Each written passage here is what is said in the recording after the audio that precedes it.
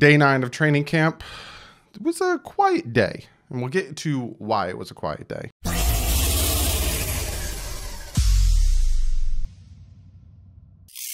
What is up, Fin fans? Day 9 of training camp. We're almost at the end. Like I said, September 13th is when Miami Dolphins will be heading to New England to take on the New England...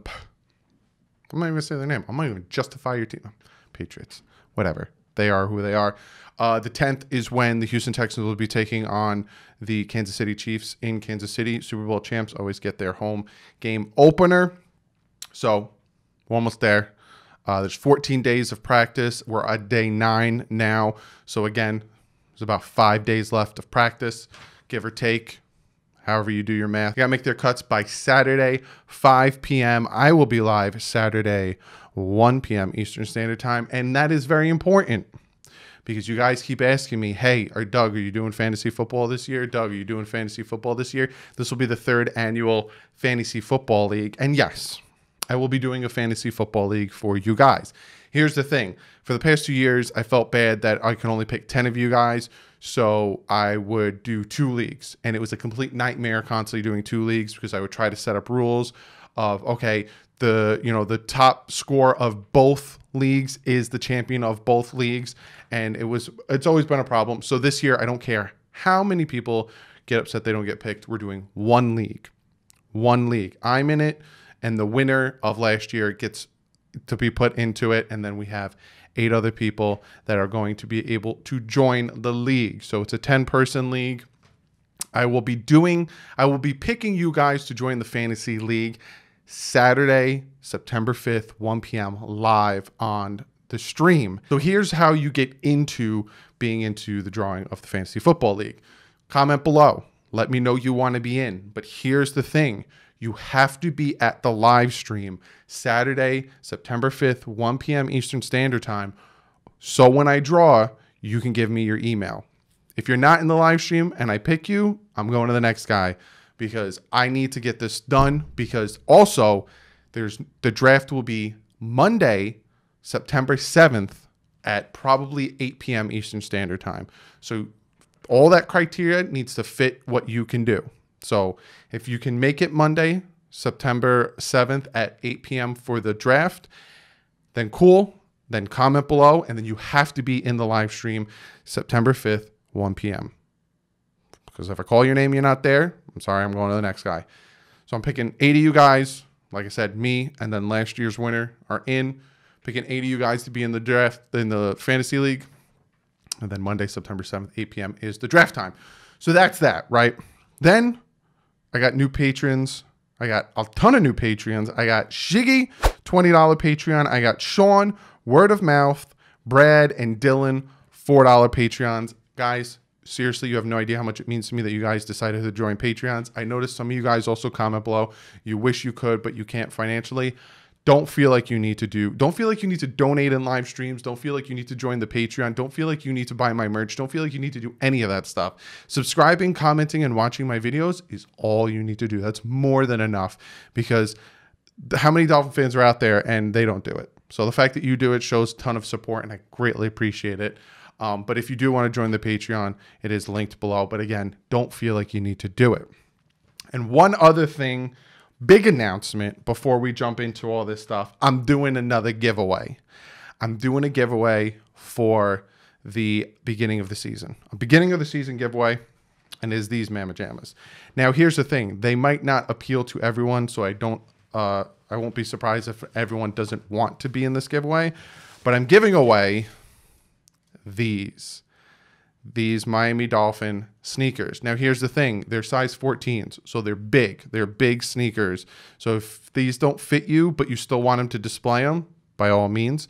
But I'm doing a giveaway for these sneakers. I will talk about the giveaway at another video on another date. I'm just letting you guys know that I am doing a giveaway for the open of the season because I appreciate you guys. I appreciate you guys joining the Patreon. I appreciate you guys subscribing. We're almost at 15,000 subscribers, 800 away. I appreciate the heck of you guys, and why not show my support by giving some stuff away. Now let's jump into what you guys want to talk about, because we're about, what, 4 minutes into the video, and I haven't even talked about what happened at camp today. They met with Brian Flores like usual to jump this off. Talks about Xavier Howard. If you guys watched yesterday's video, super pumped Xavier Howard's off the PUP, off the COVID list. Again, they're moving him along slowly. This is what he says. He says Xavier Howard is ready to get out on the field. He's progressing. He's getting along. He's got a long way to go from conditioning standpoint, drill work, communication with his teammates. This is the first step. Now, just to give you a little sneak peek about what I'm going to talk about after this, about what happened on the field, he didn't do much. He didn't do anything. He did more conditioning, stuff like that, but he wasn't doing team drills. They're bringing him along slowly. So I wouldn't be surprised if maybe he doesn't play against New England on September 13th, but I'm hoping by the Buffalo Bills game, like I said, he's ready to go and shuts down whoever we need him to. He talks about Malcolm Perry. He says to compare him to Julian Edelman or any other player in the league is unfair. Let's just focus about today, get better, and let the chips fall after that. I agree. And that's a tendency, and that's a thing that happens a lot. Players get drafted, or players go to teams that had iconic players. Dan Marino. And every time Miami Dolphins drafted a quarterback, they always had that stigma of, are you the next Dan Marino? And it takes a lot. It takes a toll on these players. So I think it's, I agree. Just let the players be the players. Talks about bringing back Moss and Harris. And he says, we know Trent, we know Avery. We also worked out a few other players. We're always going to try to bring in guys who we think can help this team. It doesn't hurt, but we're always going to bring in players who can help us. And I agree. And I think that, again, is a little bit of the reason why maybe Weaver got waived instead of going to IR. Maybe Dolphins just, they rolled the dice on him with that 5th round pick, saw what maybe he could do something, saw that it wasn't panning out. And like I said yesterday, maybe that's their thought process is, all right, let's waive him. He has a major injury. Maybe everyone will just bypass him and we get him on IR. If not, no harm, no foul. So, yeah. Then he talks about what he hopes to see from the team in the next 48 hours. Again, tomorrow is their walkthrough at the stadium. They're doing a little scrimmage. He says fundamentals, good technique, and good communication.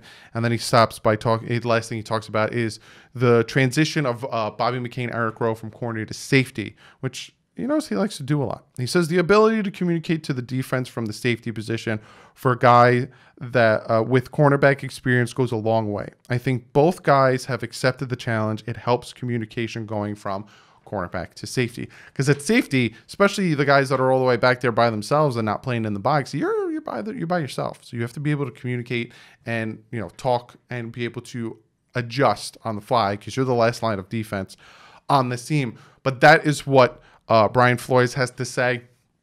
Let's jump into what happened on the field today. I got a bunch of stuff from happened on the field today. Another good day by the quarterbacks. Ryan Fitzpatrick with a 20-yard touchdown pass to Preston Williams. It wasn't a touchdown pass, sorry, but a 20-yard pass to Preston Williams with a really nice over-the-shoulder catch over Byron Jones. He had a 40-yard seam pass to Jakeem Grant, who's back on the field in practice. Good to see that. 10-yard pass to Mac Hollins. And on the goal line, he threw a 14-yard touchdown pass to Myles Gaskin. So another solid day from Fitz. Tua had another solid day. He's seriously progressing. He had a rollout 20-yard pass to Chester Rogers.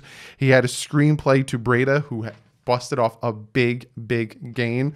Good to see that. He had a red zone 15-yard corner pass to Sheehan for a touchdown. Thing of beauty. I haven't seen it, but I heard about it. And he had a 15-yard across the middle touchdown pass to Malcolm Perry.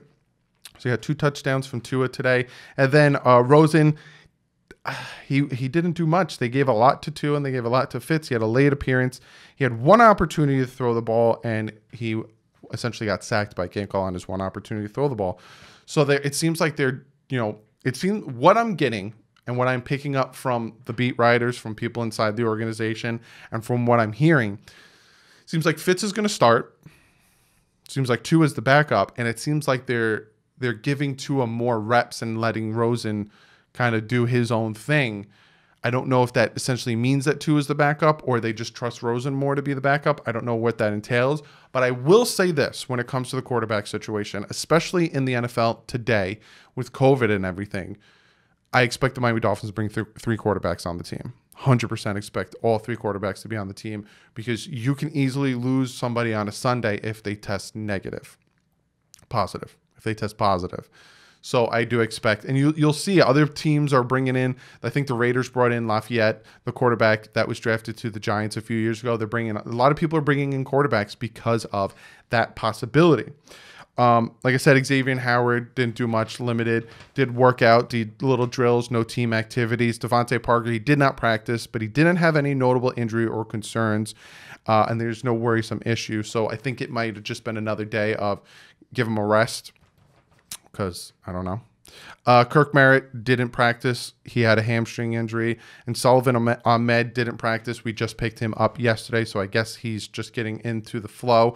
Laird was back at practice, but he wore a red jersey, which means don't touch him. Like I said, Jakeem Grant was back. Hunt is making huge progress, very big progress in the eyes of the coaching staff.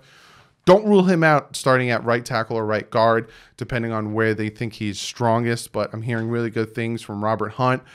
Brandon Jones also making big progress.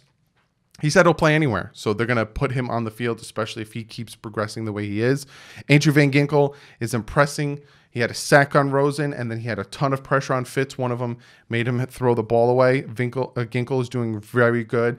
Zach Zeiler, the guy who we picked up last season from the Ravens waiver, very good day today. Batted down a Tua pass, and then he also had a big tackle on Breida for a short gain. Gotchow, nice stop on Howard.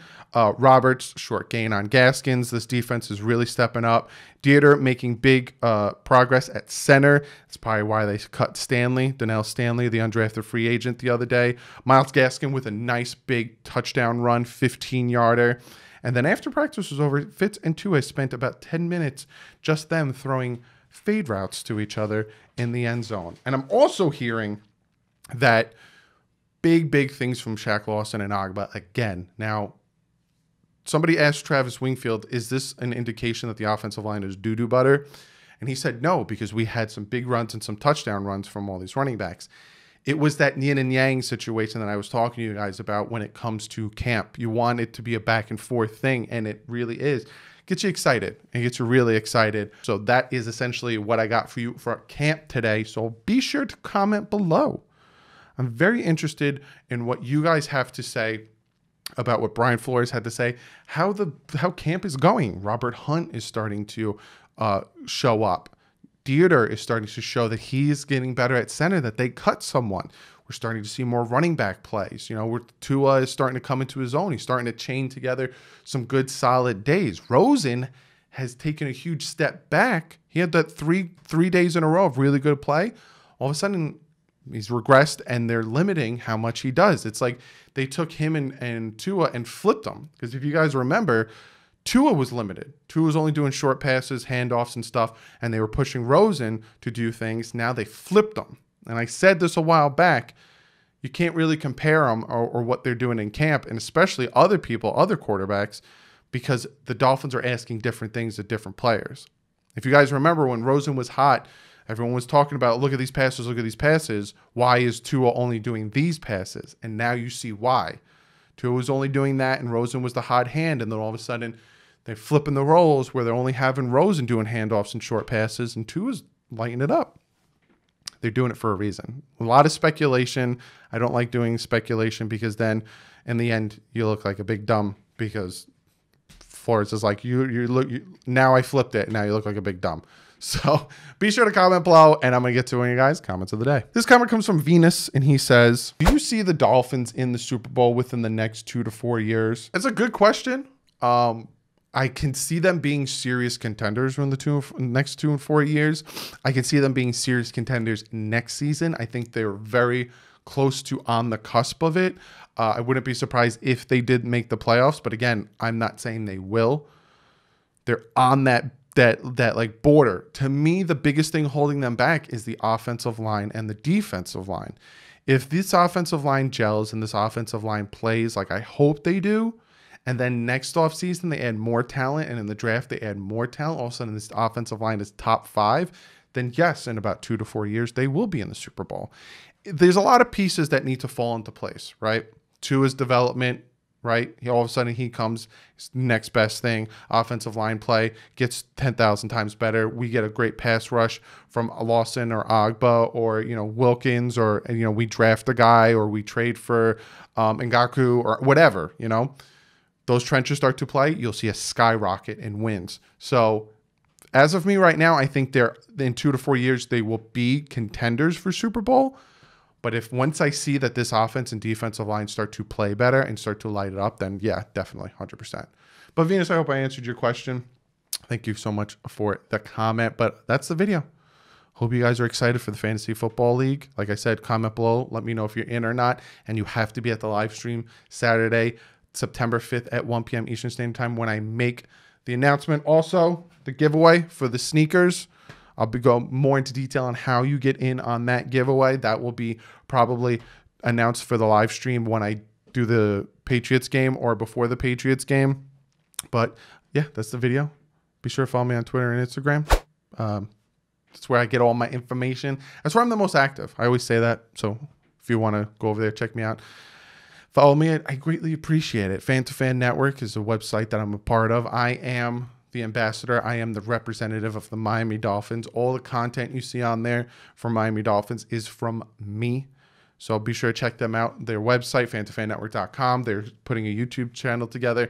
And their Twitch, twitch.tv/fantofannetwork. I will be on there again Sunday, probably at 11 o'clock. So go over there, make some noise, ask for me, and they'll pop me up. Check out dolphinstalk.com. Great site, ton of Dolphin content.